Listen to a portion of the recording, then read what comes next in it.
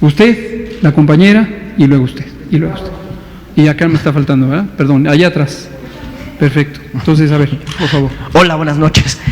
Preguntarle rápidamente si usted tiene información en torno a la muerte de un empleado del Seguro Social en Tlatelolco. Se hablaba en redes sociales de un posible contagio ahí, si tienen algún dato.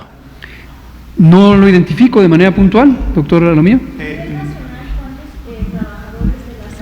No nos saltemos, vamos en orden. Cada quien su turno.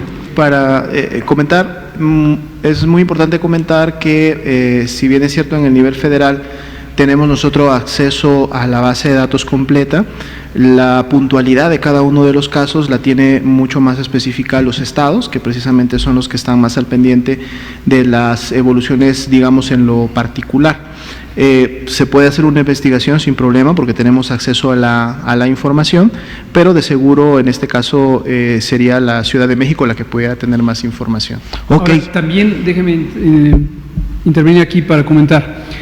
Afortunadamente, conforme ha transcurrido la epidemia, ya no ha ocurrido un fenómeno que ocurrió al principio, y lo recordarán, que es este fenómeno de estigmatización y ensañamiento contra las personas afectadas o sus familias. Esto nos ocurrió con el caso 2, una persona que estuvo en Sinaloa, no siendo residente de Sinaloa. Entonces, volvemos a hacer el mismo exhorto. Para fines de un fenómeno masivo, poblacional, tiene poca utilidad conocer los detalles de una persona, pero además, entrar en los detalles de una persona implica entrar en la confidencialidad, que es un derecho que se debe preservar y cuidar y respetar para cada persona. Usted dirá, aunque no conozcamos el nombre, pero a lo mejor el nombre ya está en los medios públicos, o aunque no esté el nombre, está en dónde trabaja, dónde vivía, y eso lleva a un fenómeno de agresión y discriminación. Yo les pido, ¿es una violación de datos para ustedes? Lo que les pido es contribuyan al respeto a la confidencialidad de las personas. Usted y yo y esa persona que está hablando, todos tenemos ese derecho y hay que respetarlo. Si se vuelve noticia la vivencia de una persona, no perdamos de vista que se afecta a todo su entorno y entonces su familia, sus vecinos, sus colegas de trabajo empiezan a irremediablemente enfocar la atención en una persona. ¿Cuál es el estado que más ventiladores tiene? Depende de su población y esa es una estadística, como hemos dicho, le acabo de contestar a la colega, estamos en los procesos de reconversión y hay estados que tenían cierto equipamiento, hay estados que adquirieron nuevo equipamiento, hay compras federales, hay donativos, hay muchas cosas, esto va a estar cambiando todos los días. Oiga, y una duda, ¿qué pasa cuando alguien es sospechoso de coronavirus o que tiene una sospecha y lamentablemente fallece antes de que se confirme la prueba? ¿Esa acta de defunción sale como una neumonía típica o sale enfermo por COVID-19? Nosotros asumimos en este momento que una muerte no certificada que tuviera una neumonía típica puede ser explicada por alguno de los virus respiratorios. Como hemos comentado, todavía existe, lo vamos a tener la actualización del porcentaje de confirmación el lunes, pero existe la influenza, y la influenza da un síndrome clínico con una afección pulmonar muy semejante a coronavirus. Entonces, en este momento son las dos causas posiblemente más frecuentes de una neumonía típica. Cuando existe la oportunidad, también lo explicábamos hace algunos pocos días, se puede y se debe tomar una muestra aun cuando la persona haya fallecido. Si la muestra se tomó cuando la persona estaba en estado grave y lamentablemente perdió la vida, pero la muestra ya se estaba procesando, en cuanto sale el resultado, se clasifica la muerte como de la causa correspondiente, ya sea por COVID, por influenza o por alguna otra causa identificada. Oiga, ¿y cuál es la ruta o el protocolo que sigue un médico cuando alguien comienza a complicarse con coronavirus? En algunos hospitales privados están diciendo, bueno, la prueba de coronavirus, una tomografía, una radiografía, después de ahí un comité define qué medicamento se aplica, algunos antivirales. ¿Cuál es el protocolo cuando alguien ya empieza a estar en esa raya de que se está complicando la enfermedad de COVID-19? Porque algunos están en su casa y han mandado mails y han estado comunicándose algunas mesas de información que dicen cuál es el momento en el cual yo ya tengo que ir al médico, y segundo, cuando yo ya estoy en urgencias, cuando yo ya estoy en un hospital, ¿qué me tienen que hacer los médicos? ¿Qué estudios me tienen que realizar para identificar el COVID-19 o por lo pronto cómo ese virus dañó al pulmón? Gracias por mencionarlo, porque le da voz seguramente a algunas ciudadanas y ciudadanos o sus familiares que tienen esta legítima inquietud. No existe una ruta única, porque la ruta depende de las condiciones específicas de la persona enferma.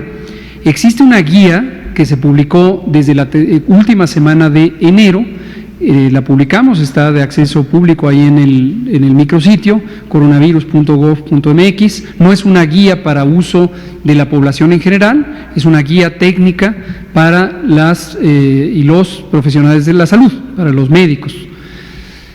Y en esta guía se ha compilado lo más relevante de la evidencia científica que permita a las y los médicos orientar el proceso de identificación diagnóstica, el diagnóstico propiamente dicho, la identificación también de la probabilidad de complicaciones, el manejo de estas complicaciones, etcétera, etcétera, etcétera.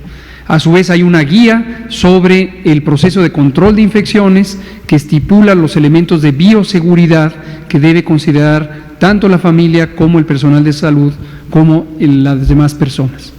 Respecto al manejo médico, lo que es importante es que las personas recuerden lo siguiente: los grupos de la población que tienen mayor probabilidad de complicarse. Adultos mayores, ponemos el punto de límite en 60 años y más.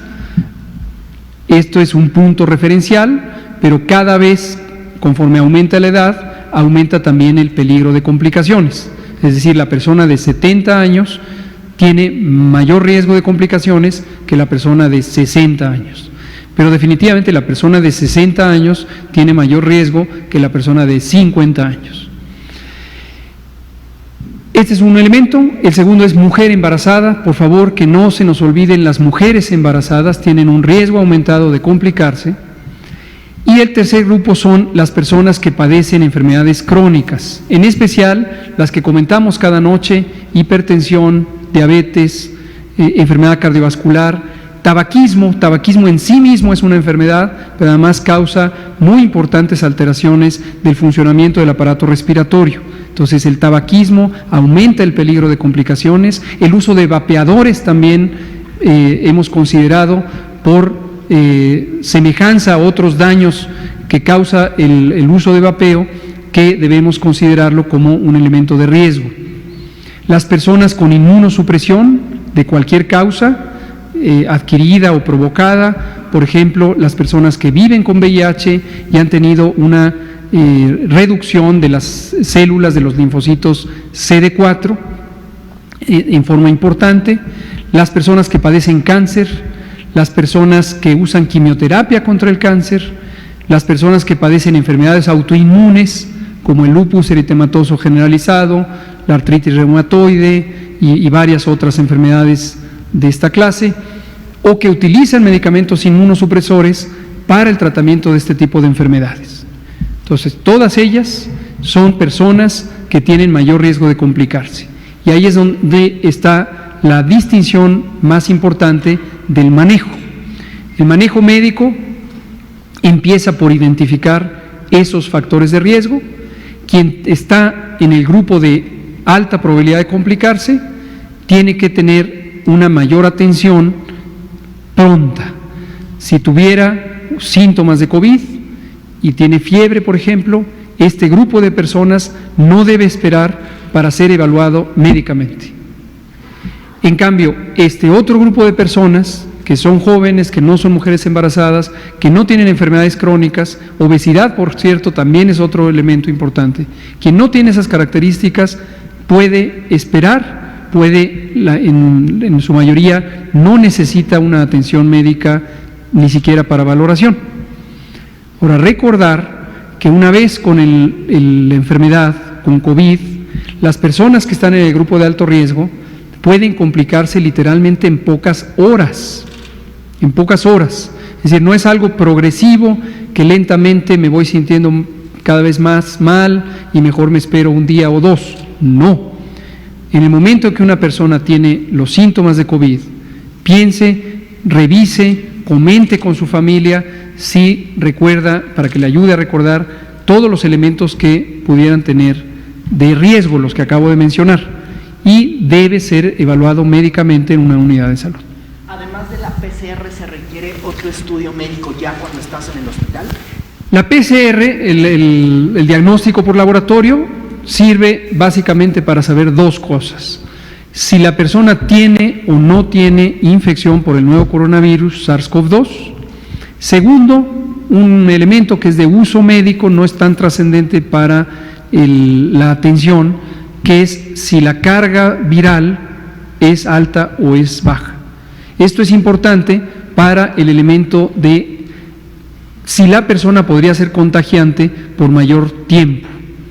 En algunos pocos casos las personas llegan con cargas virales muy altas, están eliminando una gran cantidad de virus, eso se infiere indirectamente por uno de los parámetros de la prueba PCR y eso puede llevar a que se necesite hacer una segunda prueba antes de que las personas sean dadas de alta para estar seguros que no van a continuar contagiando. Otros estudios, como pueden ser la radiografía del tórax, la tomografía computada, dependen de lo que evalúa el médico, la médica, específicamente de cada paciente. Es decir, no todos los pacientes necesitan una placa de tórax, no todos los pacientes necesitan una tomografía y desde luego hay muchísimos otros procedimientos diagnósticos y de manejo médico que se evalúan uno por uno de acuerdo a la condición del paciente.